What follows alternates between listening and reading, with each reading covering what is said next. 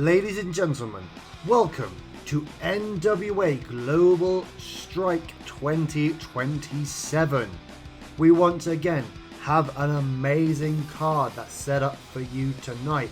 Walking through some of the matches, we will see the team of Starboy Charlie and Alec Price, the team wildcard, take on Spencer Slade and Bishop Dyer for the NWA World Tag Team Championships.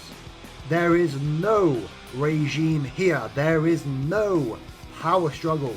This is the two best teams in the NWA going 2-on-2 to see who comes out the Tag Team Champions. We will also see the NWA World Women's Championship on the line as Kenzie Page defends against new to the NWA Roxy. It is a huge match for Roxy, who's only had a few matches here after debuting the last month. But she is willing to take on Kenzie Page, who is backed by Stephanie McMahon and the Queendom. Can Roxy overcome the odds and become the new NWA World Women's Champion? And then in the main event, Ortiz will be defending his NWA World Heavyweight Championship against Punishment Martinez, Dozer and Manic, who will be cashing in his Austin Idol Memorial Trophy title shot. Can Ortiz manage to scam his way out of another win and retain the NWA World Heavyweight Championship? Or will it be Martinez, Dozer's or Manic's time to hold the £10 of gold? We'll find out this and so much more tonight on NWA Global Strike. So the show opens up with a good 44 rated pre-show match as the team of Oleg Boltin and Hanare defeat PCO and Real One in 7 minutes and 20 seconds when Hanare pins Real One with a spinning spinebuster. Again, these two are getting better and better every single time they wrestle. Oleg Boltin's no longer rusty, so that is obviously very good, and they do get a very respectable 51 and 49, so hopefully they are able to start improving as they get more popular and they get onto the main shows. In our next match, it is a 51 rated match as Hikari Noah, Natalia Markova and Brandi Loren defeat the team of Promise Baxton, Yoshiko and Makoto when Natalia Markova pins Promise Braxton. It is a good 51 rated match here, Yoshiko getting the best rating, a 53, closely followed by Markova, who gets a 52. Markova, however, is getting quite stale, so maybe it's time for a change for her, but it is a good 51 rated match. And then, in the final pre-show match, a good 56 rated match. The team of Oliver Carter, Fuego del Sol and Los Hermanos de la Jungla defeat the Diamonds in the Rough and the Hit Squad of Marsh Rocket and Onenson when Fuego pins Westbrook with a 450 splash. There's good ratings all round here.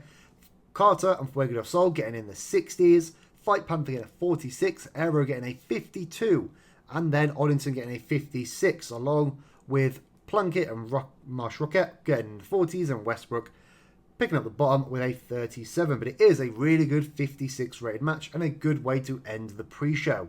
But now we'll start the main show. The main show opens up in front of a sold out Nassau Coliseum in front of 14,500 people. It opens up with Stephanie McMahon, Corey Graves, Kane and Mark Henry in the ring. She says this is the first time in years that the NWA has had over 10,000 people in an arena, and it's all because of her hard work and her dedication to this company. Nothing to do with the amount of work that all the wrestlers and all the staff have put in to get the NWA where it is today. Again, we'll have to wait and see what people think about this, but I can't imagine it's going to go down very well. But we open up the matches with a singles match between Silas Mason and Matt Lee, a good 51 rated match, as Matt Lee defeats Silas Mason cleanly by submission with a Boston Crab. Again, it is a good match here. Silas Mason getting a 48, the same as Matt Lee, and it is a big win for Matt Lee and Gucci. If we recall, Sidney Akeem, a member of Gucci, will be defending his NWA World Junior Heavyweight Championship later on tonight against another member of Gucci being Breeze, and two members of the Southern Six being Alex Taylor and Jack Cartwheel. But it is a big win for Matt Lee. We'll then go straight to the NWA World Junior Heavyweight Championship match in another 51 rated match as Jack Cartwheel manages to become the new NWA World Junior Heavyweight Champion. Again, he does defeat stablemate Alex Taylor and Sidney Akeem to become the new NWA World Junior Heavyweight Champion. So a huge win in front of a sold out audience for Jack Cartwheel. We'll then go backstage to Colton Gunn. He's in the promo zone saying that he wants Preston Vance in the NWA World Television Championship. But then he is met with Mark Henry, who says he has the perfect idea for Colton Gunn to get what he wants. And they both walk away, seemingly to negotiate Mark Henry's idea. We'll have to find out what the idea may be. We'll then go to a good 53 rated match as the regime of Steve Macklin and JT Dunn defeat Weber Hatfield and Mike Mondo when JT Dunn pins Weber Hatfield following interference from Preston Vance. We also saw Edith Surreal attack Mike Mondo during the match as well, and this does mean that the regime has made their first defense of the NWA United States Tag Team Championships. Again, we will see that Weber Hatfield and Mike Mondo are now on the same page. They have started this revolution. They may be adding more, but at the moment it is a big win for the regime as Weber Hatfield and Mike Mondo are screwed over one more time.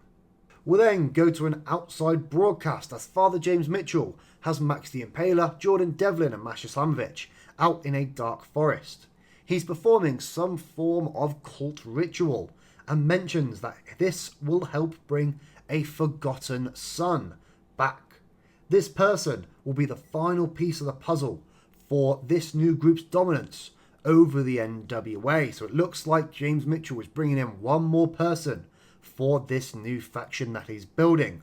But who that person is, we'll have to wait and see. We'll then go to a really good 56 rated match as Bojack makes his fourth defense of the NWA National Heavyweight Championship after he beats a very game Dustin Rhodes, but after interference from Bully Ray. Again, it is a really good match. Bojack getting a huge rating of 64. He is definitely someone I am looking to push into the future. Dustin Rhodes gets a 40. Again, he's just recovering from a broken neck, so he is going to be quite rusty, and his body is obviously quite worn down from years of wrestling. But it is a huge win for Bojack as he makes another defense of the National Heavyweight Championship. We then go to see Bestia in the streets of Mexico. He says he has to forge his own future and destiny here in the NWA. But maybe he can't quite do this alone, so maybe he has to find someone else to forge this destiny together. We then go to a really good eye candy match as the Queendom of Taylor Rising and Ashley D'Amboise defeat May Saruga and Valkyrie to win the NWA World Women's Tag Team Championships. It is a huge match here, a huge 59 rated match. D'Amboise and Rising getting huge ratings with 62 and a 64 respectively. Valkyrie gets a 60 and May Saruga gets a 61. So a huge win here for the Queendom as they add more gold to their collection for now. But we'll have to see if Kenzie Page can keep the NWA World Women's Championship later on tonight. We then go backstage to the General Manager's office, the Co-General Manager's office, as Preston Vance and Mark Henry are in there. Mark Henry says he's got a surprise for Preston Vance after his actions costing Weber Hatfield and Mike Mondo their match tonight. Titus then walks into the room. It's the first time we've seen Titus since he was attacked as he went to NWA HQ to find out who the new owner was. This was back in September.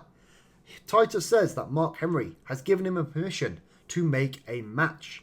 This match will see Preston Vance defend his NWA World Television Championship in a 20-man battle royal on NWA Power, which means that people like Weber Hatfield, Mike Mondo and Colton Gunn will be able to get their hands on Preston Vance, as well as many other men who may want the NWA World Television Championship. So we'll have to wait and see on NWA Power who's involved in this match and who comes out the victor, whether or not Preston Vance can defy the odds and retain his World Television Championship. We'll then go to a really good 67 rated match as Kenzie Page defeats Roxy in 13.5 minutes by submission after blatantly cheating. She does have to use a foreign object to knock out Roxy before she then applies a submission. At that point, it is completely academic.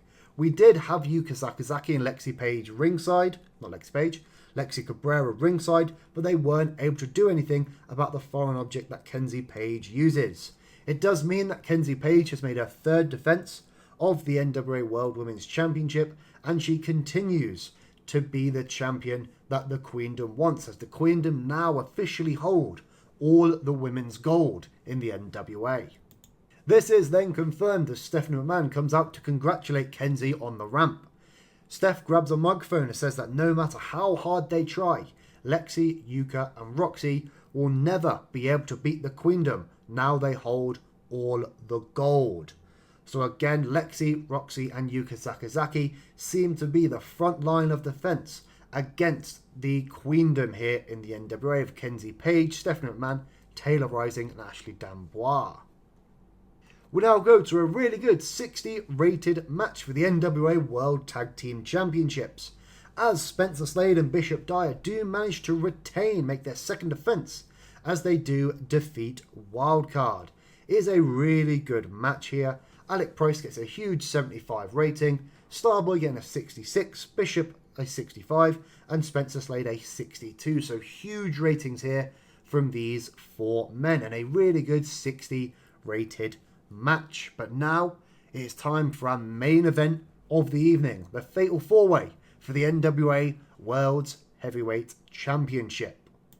And in an excellent 76 rated match, Ortiz does manage to retain the NWA World's Heavyweight Championship, making his second defense as he pins Manic, therefore defeating Dozer and Punishment Martinez in the process. It is an absolutely fantastic match here and a fantastic final match of the show. Ortiz does get a rating of 77, Punishment Martinez a 78, Dozer a 67 and Manic a 56. But a huge win here for Ortiz as he makes another defense of his NWA World Heavyweight Championship. But the show is not over yet, as Chris Brookes is here. If we recall, on NWA Power, he was suspended for 30 days after he attacked Ortiz. But he's ignored this 30-day suspension, and he is here to attack Ortiz. Ortiz is forced to flee the ring, leaving the NWA World Heavyweight Championship for Chris Brookes to hold up in the middle of the ring as the show closes. I'm sure this has sent Stephanie McMahon into a complete rage, as Chris Brookes has defied her orders and ignored the 30-day suspension. But we'll have to come back to NWA Power to see how Stephanie McMahon is going to react to this complete defiance by Chris Brookes. This show does get a good 66 rating. Again, our shows are hindered by production issues. Again, I've mentioned this many times before. This is because NXT have a lot more money than we do, so are able to afford the best of the best when it comes to production, whereas we aren't able to afford that much if we want to keep making a profit. But it is still a good 66 rating, and it does increase our popularity in 53 regions. We will have to start increasing our production values a lot as we go through, as we make more money, but that will be in the coming months. But now we'll see where that popularity gains have been made and how much money we may have made on this show. So I will be praising Alec Price, Punishment Martinez and Ortiz, the three best performers on this show. Alec Price is pleased, so is Martinez, and Ortiz is happy. I don't believe there was any injuries for look at our financial report. And we made a huge $284,000 on this one show. Almost $50,000 in pay-per-view revenue, $275,000 in ticket sales, and $43,000 in merchandise. So a huge profit made here for the NWA. If we have a look at our popularity recap, we have gone up to 60 in regions of America, gone up to 33s and 34s in Canada, gone up to 30s or 24 in Japan, and 26s in the British Isles, as well as 44 in Centro in Mexico. So a lot of gains made here that will help us continue to grow and continue to make more money. But now, for the first time, we will have a media scrum to contend with for the first time in the NWA. So it seems like everyone agrees that NWA Global Strike has been a successful show. What are your thoughts? It was a huge success. Again, everyone should be very proud, as we know. It's gone down well with the locker room. You recently made a new signing, Roxy. What plans do you have for her? Again, I have high hopes for her. Strong early push. She has had a strong early push. We'll have to see. Pleased, Roxy. EC3 wasn't pleased. Spencer Slade. Why do they care about anything that I've just said? Why would they give a crap? Starbone have recently got voted Tag Team of the Year. Do you go with that choice? I go with the choice 100%. Hanare is here. Again, compared to roster, fits how hard he works. He's coming to the end of his contract. Is he? I do see him staying, whether that be as a in-ring competitor or a backstage. Big part of the end of the race. Of course, we're offering him a new deal. Extremely happy. Pleased. Extremely very happy. Again, she's a favourite of mine because she is. NWA Wrestler of the Year. Did she? Do you agree with that choice? Again, I agree with the choice. Media scrum has been completed. But now I'll see you in the home screen. Now the show has officially finished. So here we are back at the home screen. Again, there's big news in terms of IWRG. Seem to be growing quite fast. We'll see what popularity point this puts them at. Whether it might be small or medium, we'll have to have a look. Again, there's NWA Global Strike. It's drawn a lot of praise, as it should. We'll have a look at our mail. So we got 46,000 buys for this show, and 46,000 views, which is quite a lot of viewers. We will go and check IWRG, first of all, because I want to see what level they are now at. They are now a medium promotion. That is huge for IWRG. They are now the same size as AAA, I believe. If I can find AAA, there they are. They are bigger than AAA. They are now the second biggest promotion in Mexico, as AAA are now small and IWRG are now medium. Are they the same as CMLL? No, CMLL are big.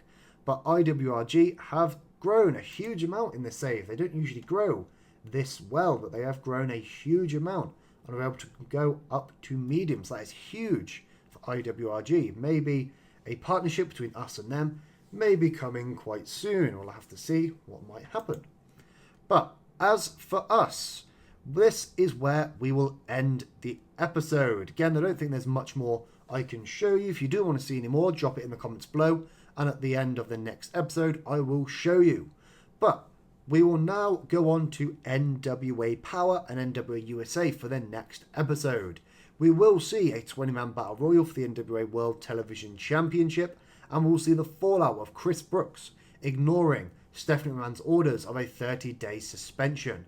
So we'll have to see how this all goes down on the next episode of NWA Power and NWA USA. But once again, thank you so much for watching. Hopefully you did enjoy. Make sure to like, share, subscribe, hit that bell notification icon so you get notified about any uploads of the NWA or the new ECW. And I will see you at NWA Power and USA.